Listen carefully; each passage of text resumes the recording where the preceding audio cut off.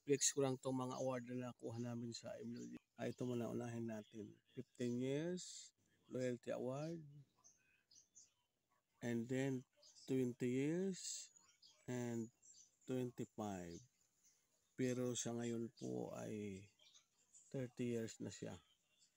So ito ang pinakamatindi sa pagiging branch manager niya na award dyan siya dito sa Asia Pacific ng Western Union Award. Star of Excellence. Star of Service Excellence. Nung nasa ML Irrigato pa siya, branch manager. Kasi siya ngayon ay regional trainer na ng Kamakat Region. So ako rin po, nakakuha rin ako ng award sa ML Loyalty Award, 15 years.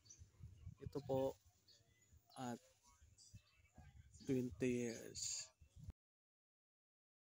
Lieno TV!